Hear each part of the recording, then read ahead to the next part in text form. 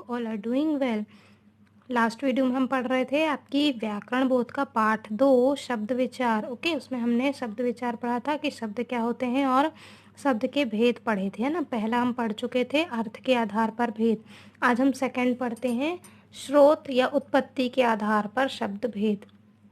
ठीक है, उत्पत्ति या स्रोत के आधार पर शब्द भेद जो है उनके उसके भी 4 भेद हैं। ठीक है ना। पहला है तत्सम, दूसरा है तद्भव, फिर है देशज और विदेशी या फिर आगत। अब देखिए तत्सम शब्द क्या है ना। तत्सम शब्द वे हैं जो हिंदी तथा अन्य भारतीय भाषाओं का जन्म संस्कृत से हुआ है। हिंदी भाषा में ऐसे अनेक शब्द हैं जो संस्कृत के हैं। ऐसे शब्दों को तत्सम शब्द कहते हैं, है ना, जो संस्कृत के हैं, है ना। हिंदी भाषा में जो हम बहुत सारे शब्द ऐसे हैं जो हम संस्कृत के यूज़ करते हैं, वही शब्द क्या है, तत्सम शब्द, है ना। मतलब संस्कृत के शब्दों को ही तत्सम शब्द कहा जाता है। जैसे देखिए मयूर, अग्नि, सूर्य, जन्म, वानर, साहित्य, दुग्ध आदि, ये शब्द क्या है, तत्सम शब्द हैं। ठीक है।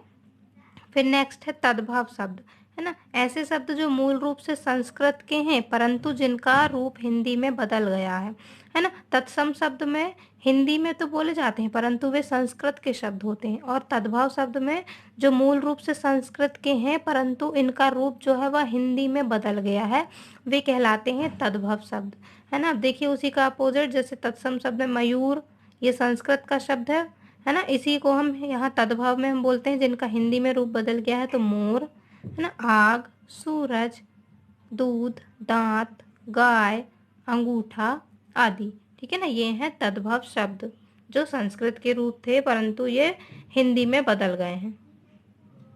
अब देखिए यहाँ पर सारणी दी हुई है तत्सम और तद्भव शब्दों की सूची, है ना। तत्सम से किस प्रकार ये शब्द तद्भव के हैं आप इन्हें देखिए। ठीक है ना। दधी, दधी मीन्स क्या होता है, दही।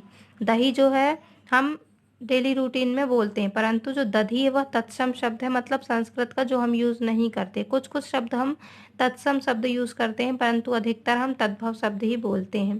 ठीक है। क्षेत्र को खेत, कर्पूर को कपूर, है ना, दुग्ध का दूध, ग्राम का गांव, ठीक है, ग्राम का गांव, क्षीर का खीर, कार्य को काज, प्रस्तर का पत्थर, हस्त का हाथ, मुख का मुंह, आम्र का आम, अश्रु का आंसू, कर्ण का कान, अग्नि का आग, रात्रि का रात, दंत का दांत, कर्म का काम, अर्ध का आधा, धृत का घी, उच्च का ऊंचा। ठीक है ना। तत्सव शब्द से ये तद्भव शब्द जो हैं ये हम अधिकतर हम यूज़ करते हैं। हमें तत्सम शब्द भी हमें पता रहता है परंतु हम बोलते क्या है, तद्भव शब्दों को ही हम बोलते हैं। ठीक है ना। अब हम पढ़ते हैं नेक्स्ट देशज शब्द, है ना। देशज शब्द क्या है, ये हिंदी भाषा के अपने शब्द हैं, है ना। जैसे पेट, रोटी, चिड़िया, खिचड़ी, पगड़ी आदि। इन्हें संस्कृत या किसी अन्य भाषा से नहीं लिया गया है ना। ये स्वयं की भाषा के ही शब्द हैं। फिर है विदेशी शब्द या आगत शब्द जिन्हें बोला जाता है।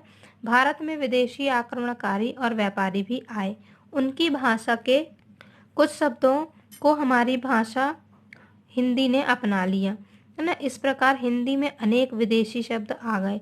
अंग्रेजी, फारसी, अरबी, फ्रांसीसी और पुर्तगाली आदि विदेशी भाषाओं के अनेक शब्द हिंदी में प्रयोग में लाए जाते हैं। जैसे फारसी शब्द में देखिए कौन कौन से शब्द हैं जो हम बोलते हैं।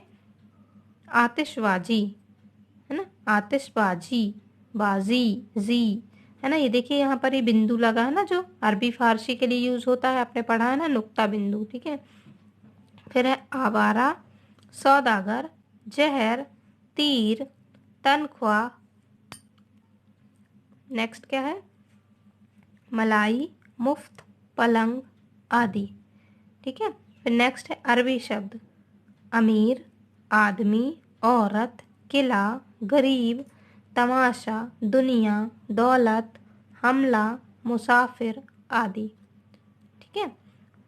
फिर अंग्रेजी शब्द हैं जो school, class, monitor, desk, bulb, tuition, thermometer, cricket, pencil, pen आदि। फिर उसके बाद है पुर्तगाली शब्द में अलमारी, बाल्टी, चाबी, तंबाकू, कमीज, कमरा, गमला, मेज, तौलिया, पादरी आदि। ठीक है। फिर है फ्रांसीसी शब्द में अंग्रेज, कूपन, कारतूस आदि। ठीक है ना। ये शब्द ऐसे हैं जिन्हें हिंदी भाषा ने अपनाया है ना, हिंदी भाषा ने अपना लिया है, इसलिए हम इन शब्दों का यूज़ भी करते हैं। अब नेक्स्ट हम थर्ड पढ़ते हैं, रचना या बनावट के आधार पर शब्द भेद, है ना। रचना या बनावट के आधार पर भी 3 भेद बताए गए हैं ना। पहला है ऋण या मूल, फिर है यौगिक शब्द और तीसरा है योग ऋण शब्द, है ना। ये ऋण अलग है और ये योग ऋण ये अलग है। ठीक है ना। तो ऋण शब्द क्या है? जो शब्द अपने आप में पूर्ण हो और दूसरे शब्दों के योग से ना बने हो, है ना। जो अपने आप में पूर्ण हो और जो दूसरे शब्दों के योग से ना बने हो उन्हें हम ऋण शब्द कहते हैं। ठीक है। इन्हें मूल शब्द भी कहा जाता है। ऐसे शब्द जो किसी स्थान, व्यक्ति, वस्तु, प्राणी आदि के लिए वर्षों से प्रयुक्त होते चले आ रहे हैं ऋण शब्द कहलाते हैं। इन शब्दों के टुकड़े किए जाएं तो इनका कोई अर्थ नहीं निकलता। जैसे देखिए दीवार, इस शब्द के टुकड़े करने पर दी धनवा धनरा का कोई अर्थ नहीं निकलता, परंतु दीवार रूप में इसका अर्थ है ना। कुछ अन्य ऋण शब्द हैं, जैसे देखिए मेज, कुर्सी, चादर, लकड़ी, चाचा, भाई, झूठ, अनार, आम, है ना। ये क्या है? अपने आप में ही ये शब्द क्या है? पूर्ण है। ये इनके साथ किन्हीं और शब्दों का योग नहीं है।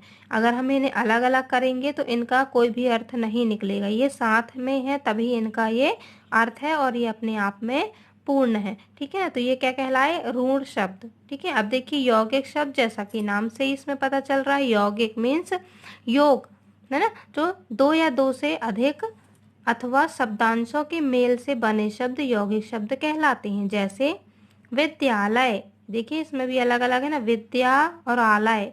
मनमोहक, मन मोहक। सुकर्म, सुकर्म, है ना। अधपका, अधपका। निडर, निडर, अलग भी करेंगे तो भी इनका अर्थ निकलेगा। भरपेट, खुशबू, बेईमान, उपमंत्री, मिलनसार, है ना। ये सभी शब्द जो है वे 2 शब्दों से या शब्दांशों से मिलकर बने हैं जिनके भिन्न भिन्न अर्थ हैं, है ना। जैसे अधपका अर्थात आधा पका हुआ, है ना। आधा और पका इन दोनों शब्दों के अलग अलग स्वतंत्र अर्थ हैं, है ना। इसी प्रकार देखिए नेक्स्ट एग्जाम्पल देखिए, सेनापति, सेनापति, है ना। ये दोनों शब्द हैं, अलग अलग शब्द है ना। सेना भी अलग है, पति भी अलग है। वैसे ही अपमान, अप और मान, अप क्या है? शब्दांश है और मान है ये शब्द है। फिर है सुंदरता, सुंदर और ता, है ना। ये अलग से इसमें ऐड हुआ है ता, तो ये ता क्या है? शब्दांश है और ये सुंदर जो है यह मूल शब्द है। नेक्स्ट है पुस्तकालय में ये दोनों शब्द हैं, पुस्तक धन आलय।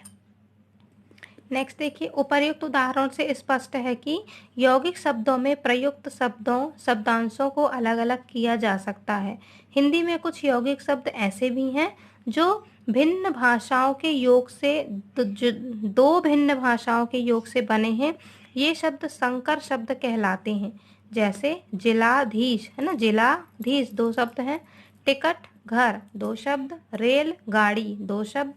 सिनेमा घर ये भी 2 भिन्न भिन्न भाषाओं या शब्दों के योग से बने हैं, इन्हें हम संकर शब्द कहते हैं। अब नेक्स्ट है योग ऋण शब्द, है ना। ऐसे शब्द जो यौगिक तो हैं परंतु उनका अपना विशेष अर्थ है ना। योग से बने हैं वे परंतु उनका अलग से ही एक विशेष अर्थ है ना। ये योग ऋण कहलाते हैं। जैसे देखिए दशमुख, यह 2 शब्दों के योग से बना है ना, दश और मुख, परंतु इसका जो है वह एक स्वतंत्र अर्थ है। दशमुख हम किसे बोलते हैं? जिसके 10 मुख हों, है ना, रावण को बोलते हैं। या फिर दशानन, है ना, 10 मुंह वाला जिसे हम बोलते हैं। तो इसका अलग से एक विशेष अर्थ है ना। जिसको किसके लिए यूज किया जाता है? सिर्फ रावण के लिए, और किसी को 10 मुख नहीं बोलते हम। इसलिए ये शब्द क्या है? योग ऋण शब्द है। योग ऋण शब्द जो है यौगिक होते हुए भी किसी एक ही अर्थ में ऋण हो गए हों, है ना। इनमें इनका अर्थ किसी एक के लिए ही प्रयोग किया जाता है। जैसे देखिए अन्य कुछ शब्द दिए हुए हैं। लंबोदर, लंबोदर हम सबको तो नहीं बोलते। लंबा उदर मतलब किसके लिए बोला गया? पेट, मतलब गणेश जी को।